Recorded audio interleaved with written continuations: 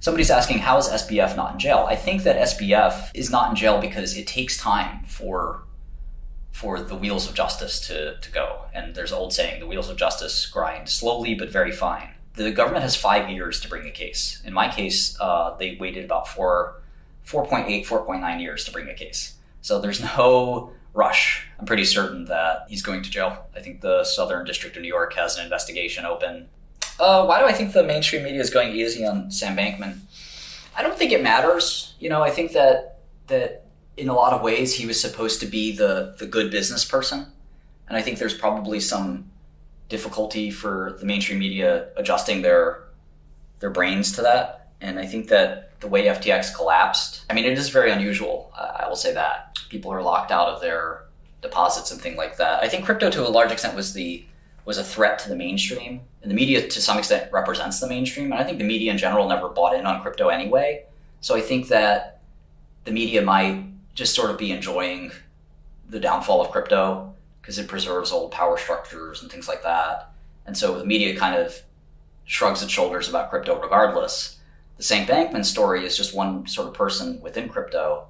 But yeah, it's a little bit flabbergasting, very, very strange to see SBF not sort of go through the ringer. The way Congress is treating SBF compared to, say, vis-a-vis myself, he sort of lost a fortune for a lot of people and just get a very pleasant invitation to Congress as if they can't just subpoena him and force him to come. Really, really wild. What most people don't understand about these prosecutors is they're not very political.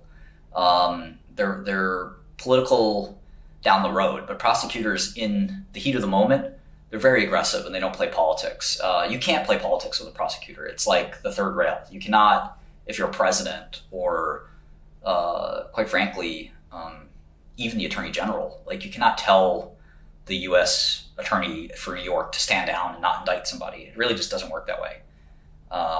He's got big problems, and I think he's almost certainly going to be arrested. Now, attorney generals for states are political. That's different, and district attorneys are very political. But actual U.S. attorneys, I'm talking about assistant U.S. attorneys and U.S. attorneys for each individual Department of Justice district in the U.S., they don't really think of the world that way. They think about their long-term careers, and SBF is a big scalp. But they don't give a shit about his political donations to somebody or something like that. That's not the way the real world works. They're political in the sense that they're scavengers, they're vultures. They will indict anybody if they can get a press conference, which undoubtedly the person that indicts SBF is going to get a big fat press conference. Their face will be on every newspaper, on television, breaking news, Sam Bankman indicted, prosecutor strolls up to the podium today. We're announcing the indictment of Sam Bankman. Thank you to my colleagues at the FBI. Again, the person's their whole career, right? So trust me that if there's a crime there, they're going to figure it out and they're going to indict him. And I think most people have concluded that there's a crime there. It just feels like that's the case. We do know that the FTX US president left.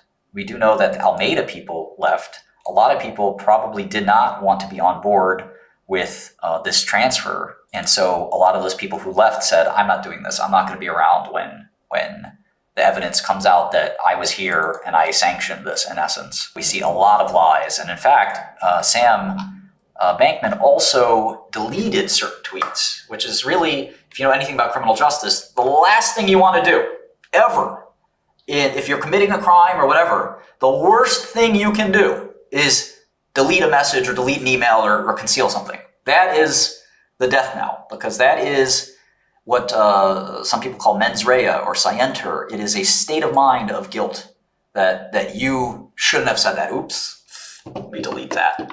And remember, Bankman said yesterday, FTX is fine, right? FTX is all good. There's nothing wrong with FTX.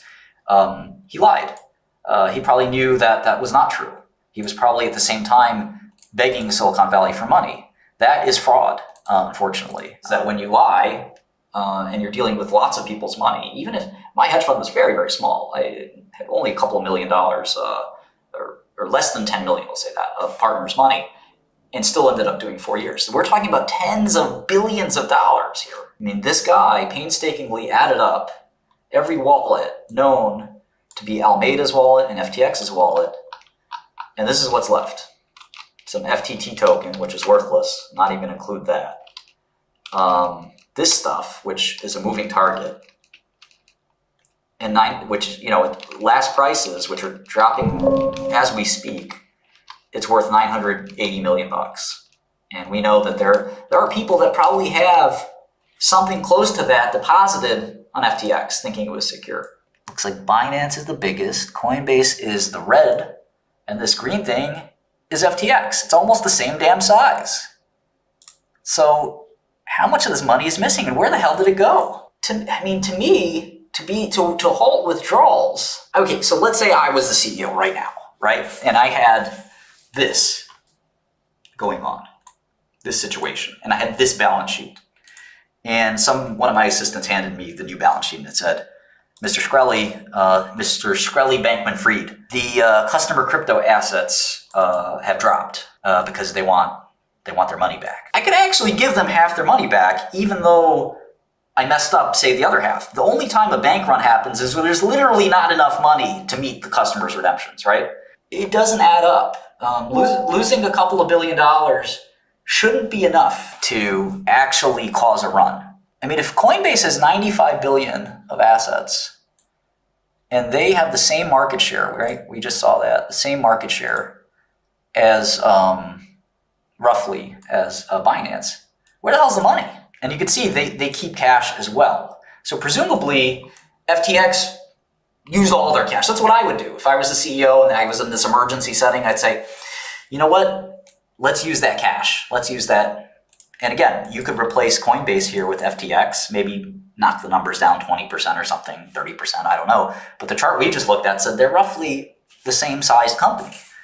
And they, as far as I know, they have the same business model. And as far as I know, Coinbase doesn't have a prop desk like 𝗦𝘁𝗄, so there should be even more assets and more debt. And they were playing this sort of shell game to sort of move things around. But if you look at the customer crypto assets of Coinbase, it's this very big number, and the cash number is very small because they just take the customer assets.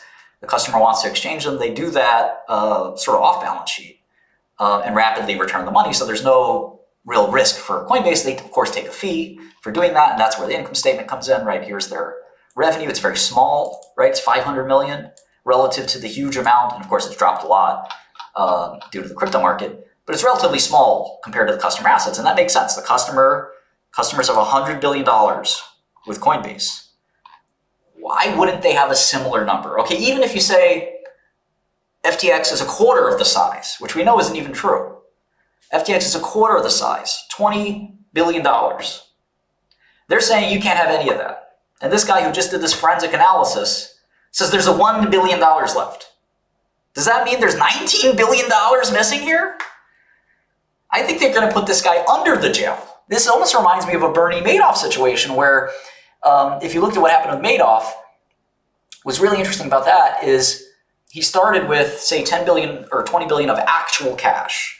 He pretended that there was 60 billion of cash. And the people spent their money thinking they had $60 billion of cash. They didn't, right? They had far less. And so when he revealed the scheme, it turns out that there's only $20 billion of cash. Now that sucks if you were spending it thinking you had tripled your money or more. But there's actually still $20 billion of cash because nobody can spend.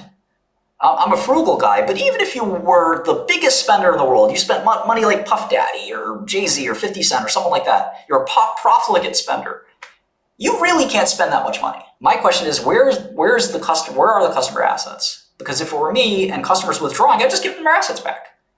But something else much fishier is happening here. Because otherwise, I think you would see something different. I think that my guess, if I had to take a random blind guess, we also know that the most amount of money FTX ever raised was 1.8 billion, right? That's all the equity financing they ever raised.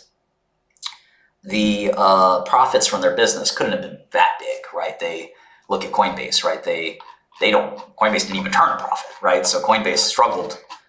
Coinbase had negative cash flow, right? Quite a lot of negative cash flow. My guess is 𝗦𝘁𝗄 may have made leveraged long bets in crypto.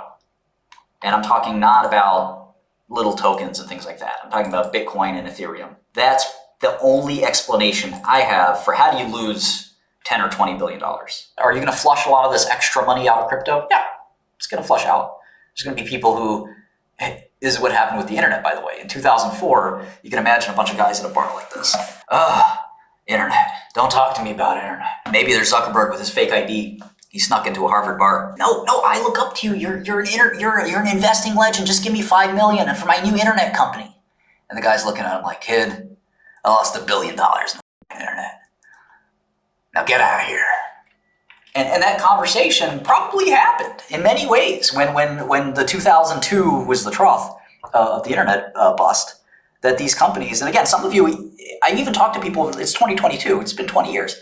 I've talked to people who don't even believe me, who said that never happened. Trust me, it happened. In 2000, 2001, 2002, the internet was a dirty word when it comes to investors. We're so inured to the internet that we can't think that that's even possible.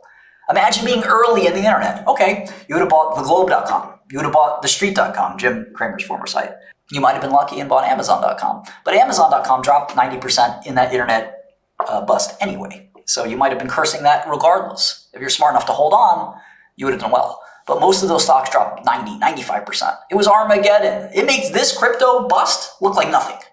That was bad. You had companies that laid the groundwork for the internet, like Cisco and Global Crossing. Those stocks went down 95% too. Bubbles are bubbles. You can't really, fix them. Punchline here is I think there's a lot more money missing than is being let on. I think the number could be as much as 10 or $20 billion, which I hope it's not. I hope I made, like I mentioned earlier, a sloppy syllogism. I gave you the points that I made earlier. I'm making this syllogistic leap from Coinbase's SEC filings to FTX's. I could be wrong about that. I'd have to be an order of magnitude wrong, though, and I don't think I am. But I hope I'm wrong. I don't want FTX to have lost 10 or $20 billion of customer assets.